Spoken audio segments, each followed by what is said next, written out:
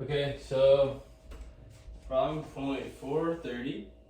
In the circuit shown, D1 is a large area high current diode whose reverse leakage, keyword reverse leakage, is high and independent of applied voltage, while D2 is a much smaller low current diode. At an ambient temperature of 20 degrees Celsius, the resistor R1 is adjusted to make VR1 equals V2 equals 520 millivolts, and then R happens to be 520 kilo ohms. What do you expect the voltages VR1 and V2 to be at 0 degrees Celsius and 40 degrees Celsius? Okay, so that keyword, alright, here's the circuit. And, alright, so R is 520 kilo ohms, and we measured 520 millivolts across it. They're all in series. So we have a current of 1 microamp going through there. So we're also given that VD2 is 520 millivolts. So we can use the diode current equation with 520 millivolts, 0.025 for the thermal voltage, 1 microamp, and solve for IS of the diode 2, and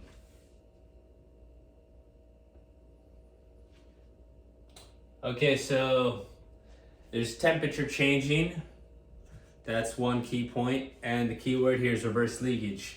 So in this section of the book 4.2, the diodes with reverse leakage are said to, okay, so if there's a reverse current in these diodes, we approximate that current to be equal to negative IS. But then when we measure it, the measured current is a lot bigger, and that's due to the reverse leakage current. In fact, the majority of the current that we measured is due to the reverse leakage current. Like in the book it says, we expect the reverse current to be negative IS. Negative IS is negative 10 to the negative 14. But we end up measuring negative 10 to the negative 9, like nanoamps.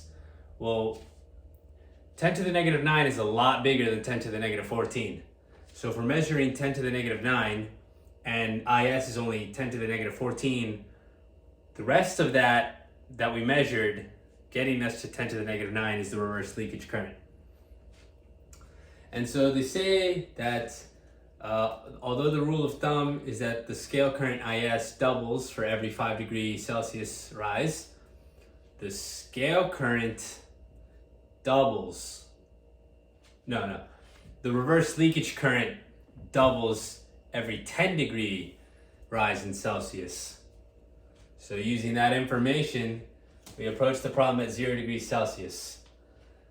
All right, so we're in series, we're all conducting the same current, right? And this is that diode conducting this reverse leakage current. And we've gone from 20 degrees Celsius to 10 degrees Celsius. So that's a subtraction of 10, a subtraction of 10. So we half it and we half it.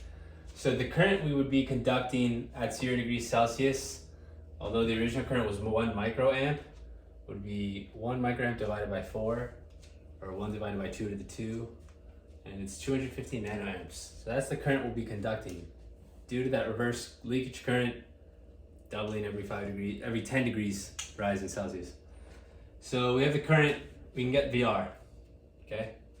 And what about, so at a new temperature, we have a new thermal voltage.